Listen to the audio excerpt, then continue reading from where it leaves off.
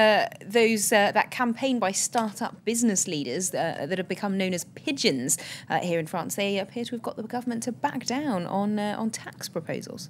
Well, the pigeons are leaders of a sort of protest movement which is angry at the government's suggestion that there should be a hike in capital gains taxes when you sell a company on. Now, if you're a young startup company, then there's a likelihood it might fail and you want to sell it on and move it on. That's the way business works today. So they're arguing, well, no, you're hammering business enterprise here. So they've actually been running their protest movement for about a week online, and it's been a huge success. Apparently yesterday, the government was backtracking, saying we will hold talks. So Libération, the left-wing daily here, has got a picture of pigeons glaring at us full speed ahead, determined as ever they're not going to be the fall guys for France's economic woes. Now, because the word pigeon is also slang in French for being the fall guy, for being the mug. So the headline there, se fait pigeonner, it's the government now who have become the fall guys and the mugs and the suckers.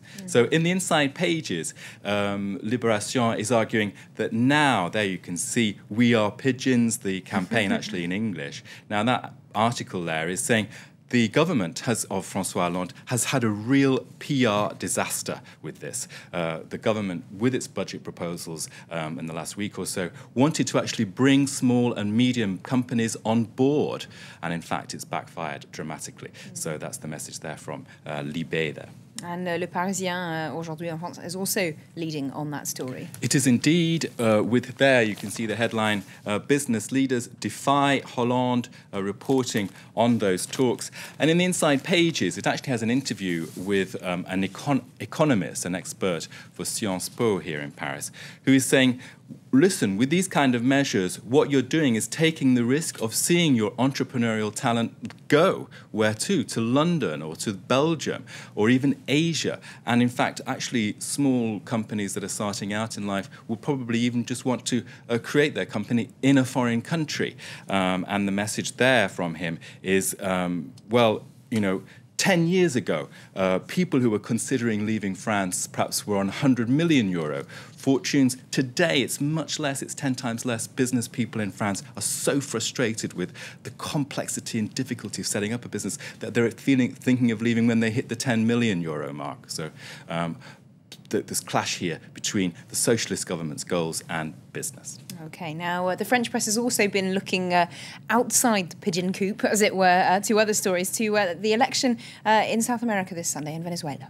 Hugo Chavez is running for office again, and Le Figaro has a profile of his rival and opponent, Enrique Capriles. We can just see the photo there of him in T-shirt and baseball cap. Now, that profile says that, well, aside what happens on Sunday, if Capriles does make some ground, he certainly has a brilliant career ahead of him. He was an MP at the age of 25. He's running for office now at just 40, the president's job. Now, the paper there saying it could be a kind of a sign of a change in the wind for Venezuela, because he's talking in concrete terms to people, Capriles, compared to Chavez's ideological, revolutionary, Bolivarian, socialist language that he has, which we all know. Okay, and just to finish off, look at the front page of 20 Minutes. Well, it's party time here in France this weekend. They're having what they called La Nuit Blanche. Now, La Nuit Blanche translates as an all-nighter, a white night. So people in Paris will be able to go around to museums, all kind of music venues, and have fun and enjoy themselves. That's from Saturday night to Sunday morning. And Paris, the city of light, will be more lit up than ever. Oh, lovely. Well, here at France 24, we are, of course, always up all night as well, bringing you the news. But everyone in Paris will be this weekend as well. Thanks very much indeed, Nicholas, for that look at today's papers. Well, let's get a reminder now of our top stories this hour.